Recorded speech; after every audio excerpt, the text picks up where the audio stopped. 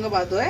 देवा माझे मन लागो तुझे चरणी, संसार व्यसनी पडोने दे.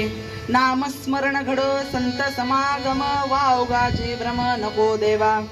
ते नामस्मरण महत्वाचं आहे. तिथे नाम जप आपण केला, नामस्मरण आपण केलं तर तो भगवंत आपल्याला दिसेल. सोपं सांगतो. आपण जर एखाद्याला रोज कॉल लावला, रोज एखाद्याला फोन केला, तर काही दिवसांनी तो आपल्याला ओळखायला लागतो. तसं आपण जर रोज नाम घेतलं तर भगवंत आपल्याला ओळखायला लागतो आणि आपण कधीही हाक मारली तरी तो कॉल उचलतो. त्यामुळे नाम रोज आणि सातत्याने घेणं गरजेचं आहे. म्हणून संतांनी सांगितलं,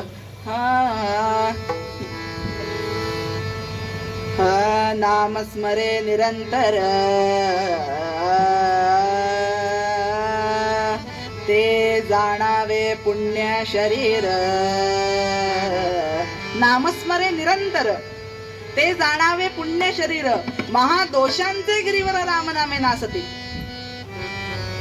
या मुखामधून जर रामनाम आलं किंवा नाम आलं तर हे शरीर पुण्यवान होतं.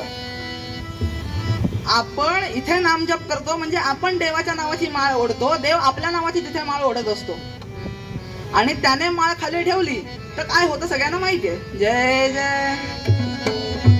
त्यामुळे तो माळ खाली ठेवणार नाही याची जास्त काळजी आपण घेतली पाहिजे. म्हणून रोज नाम घ्यायचंय.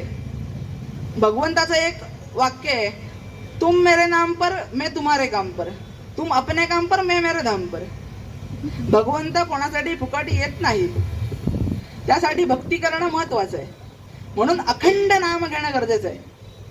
म्हणून विष्णूने नारदांना सांगितलं ना, मी कुठे मिळेन तुला.